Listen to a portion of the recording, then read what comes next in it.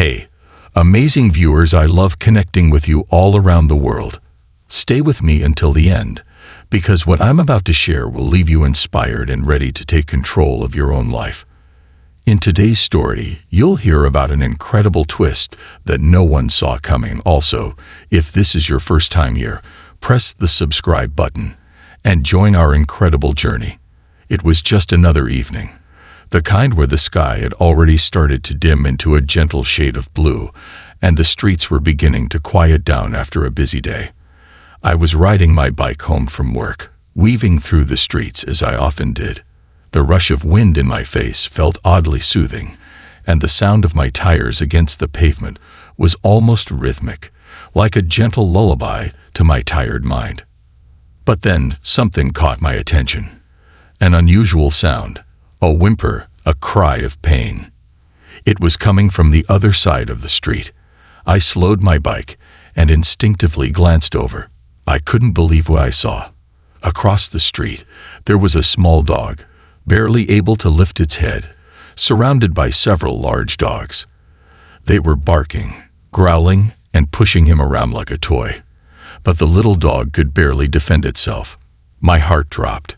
It was a sight I couldn't ignore.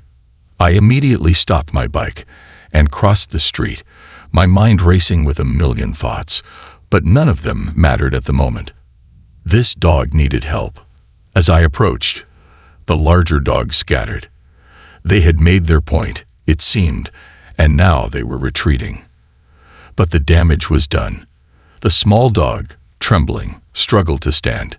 It took a few wobbly steps before falling back onto the ground, clearly in pain.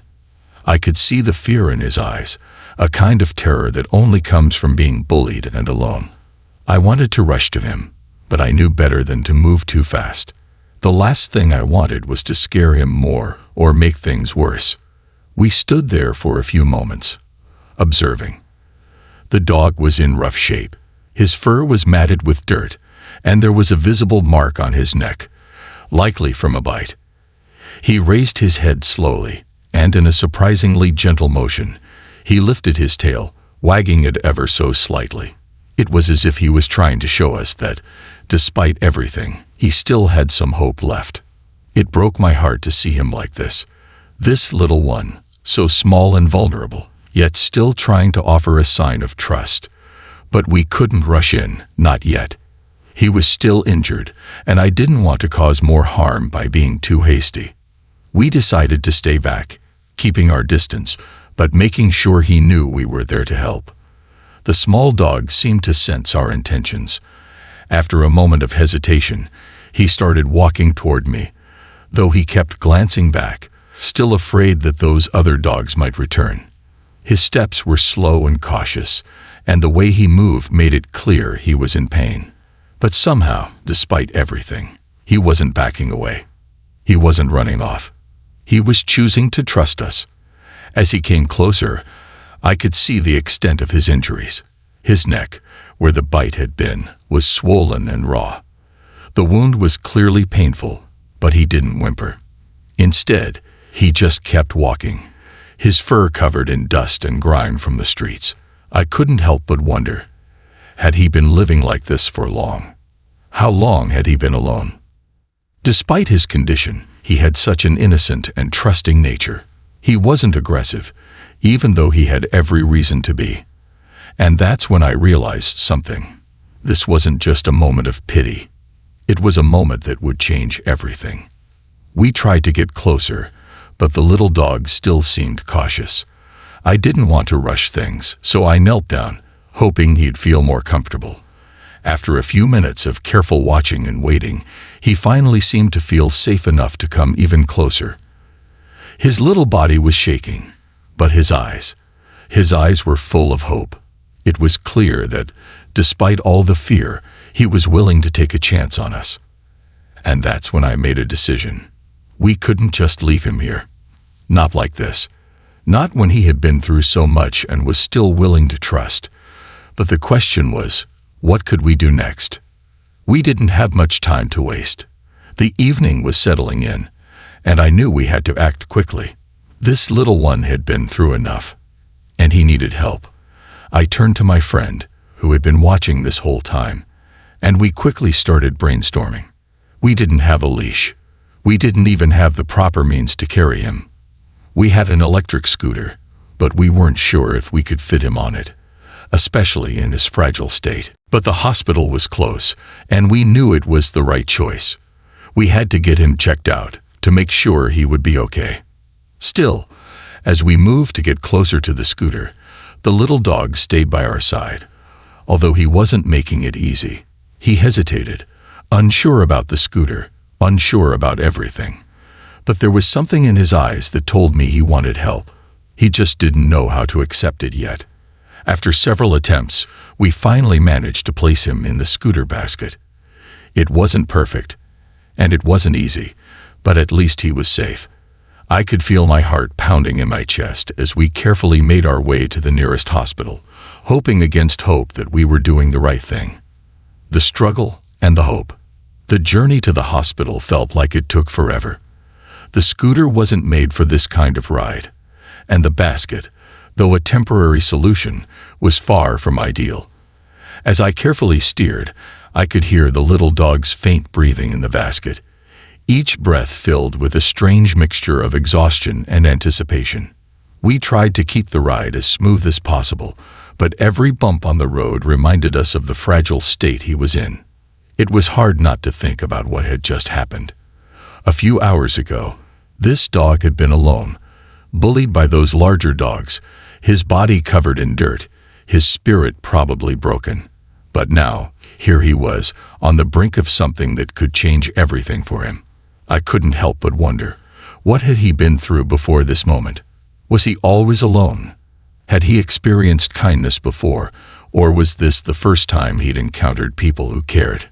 As we reached the hospital, my mind raced with questions and concerns. The little dog, quiet in the basket, seemed resigned to his fate. I could only imagine the kind of fear he was still holding on to. But there was something else, something I couldn't quite put into words. There was a flicker of trust in his eyes, a glimmer of hope. Despite everything, he still believed that there was kindness in this world. And that was something powerful. We carefully lifted him out of the basket once we arrived at the hospital. The staff there were incredibly kind, already aware of the situation. The moment we explained the situation, they'd wasted no time, leading us into the examination room. The little dog's body was trembling as they prepared to examine him, but he didn't resist. It was as though he had given up trying to fight, and now he just needed someone to help him. The doctor examined him closely, and after a series of tests and a CT scan, we received the good news that his bones were intact. Nothing broken, nothing too severe, but the wounds on his neck were another story. The bite marks were deep, and the bruising around his body was extensive. But there was hope. The doctor reassured us that with the right treatment, he would heal. It would take time, but the little dog could recover. When the doctor applied medication to the wound on his neck, the little dog whimpered slightly, the first sign of discomfort he had shown since we found him. It broke my heart to hear him in pain, but I knew it was necessary. This was part of the healing process, the kind of pain that would eventually lead to his recovery. As we left the hospital, the little dog was a little more alert, still tired, but his body seemed to be fighting back. There was a strength in him that I hadn't noticed before, a quiet resilience that would carry him through the days to come. And as we made our way home, I felt something shift within me too. This little one wasn't just an innocent victim of bullying. He was a survivor. He had been through so much already, and yet he was still willing to trust, still willing to take a chance on us. And I realized that's the kind of strength I wanted to hold on to. Back home, we made him comfortable. We laid out a soft spot for him on the floor, next to the couch, and we cleaned his paws gently, knowing that he must have been through more than just physical pain. The emotional scars, the fear, would take much longer to heal.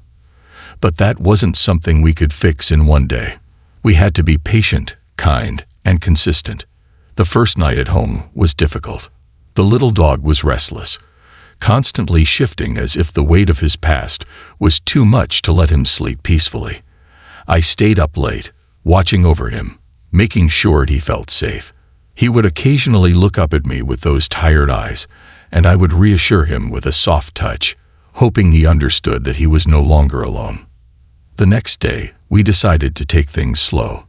We couldn't force him to do anything he wasn't ready for, so we let him be. He was still too weak to go for walks or play, so we focused on keeping him calm and comfortable. Every day, we took him to the hospital for his treatments, carefully tending to his wounds and making sure he was healing. But despite everything, the little dog was showing signs of improvement. His once dull eyes were beginning to sparkle with life again.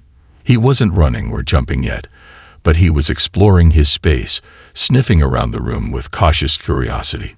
It was small progress, but it was progress nonetheless. One day, I noticed that when we went out into the yard, he would sit by the door, watching the other dogs in the neighborhood play. He didn't bark or run after them, but there was something in his eyes. He wanted to join them, wanted to be part of their world. That moment struck me. It was a reminder that, despite all the fear and pain he had endured, he still had that innate desire for companionship, for connection. It was a universal desire, one that everyone can relate to.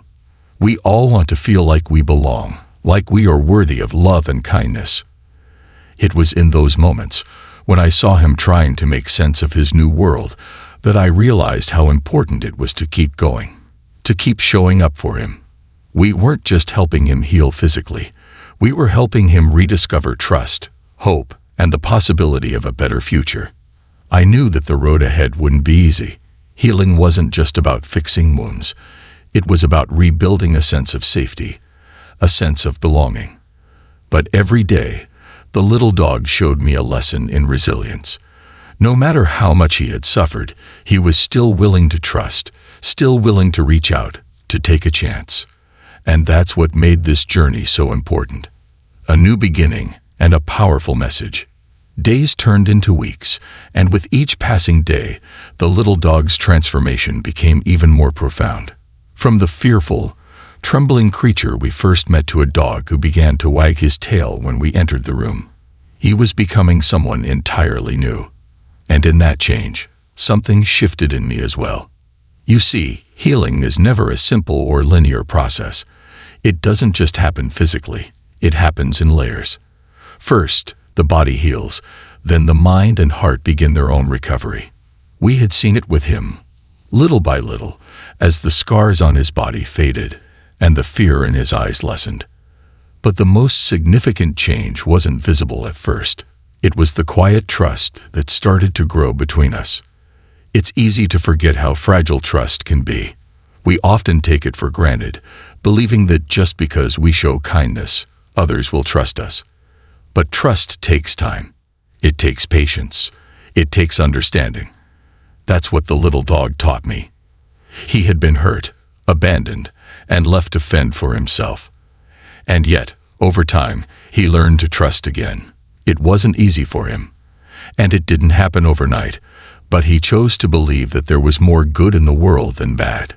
And isn't that something we all need to remember?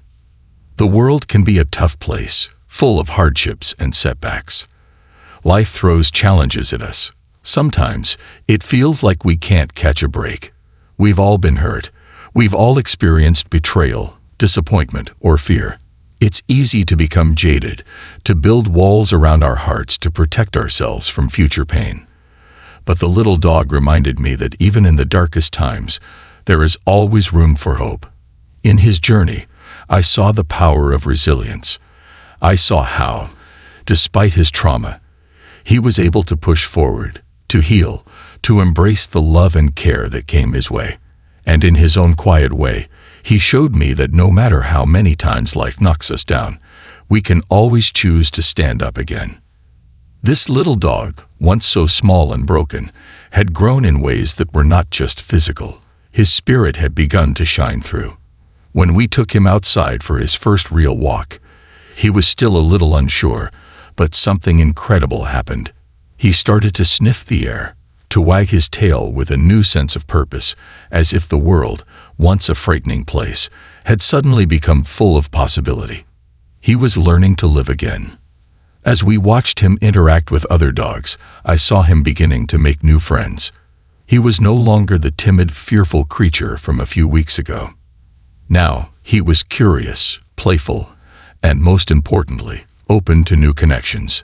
He had rediscovered his joy. He had rediscovered his place in the world. And that's when I realized, the most powerful thing in the world isn't strength, it's vulnerability. It's the courage to open your heart again, even after it's been broken. It's the willingness to trust, to give people a chance, even when you've been let down in the past. This little dog had been through so much, but his ability to love, to trust, and to hope was a testament to the resilience of the human spirit. But here's the thing we often forget. We're not alone in this world. Sometimes we think that our struggles are ours to bear alone, that no one could possibly understand the pain we're going through. But the truth is, we all go through it. We all have scars. We all have moments of fear. And that's why connection is so important. When we open our hearts to others, when we allow ourselves to trust and be vulnerable, we create a space for healing, not just for ourselves, but for the people around us as well. In the days that followed, we continued to care for the little dog, and the time came when we knew it was time to let him go. We had found a loving family who was eager to adopt him, and though it was hard to say goodbye, we knew it was for the best. This little dog, who had once been so broken and scared, was now full of life, ready to begin a new chapter. It was a bittersweet moment, but as I handed him over to his new family, I couldn't help but smile. He was happy, healthy, and most importantly, he had found love and acceptance. He had found his place in the world, and it made me believe that no matter what we go through, there is always hope. This story isn't just about a dog. It's about us. It's about our capacity to heal, to trust, and to keep moving forward no matter what life throws our way. Just like that little dog, we all have scars, some visible, some hidden, but that doesn't mean we can't find our way back to happiness.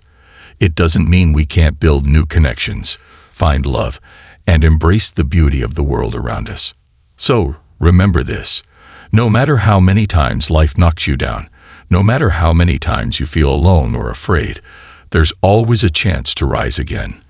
Like the little dog who chose to trust again, we too have the power to heal and to grow. Never lose faith in yourself. Never lose faith in the goodness of the world. And always remember, there's always hope.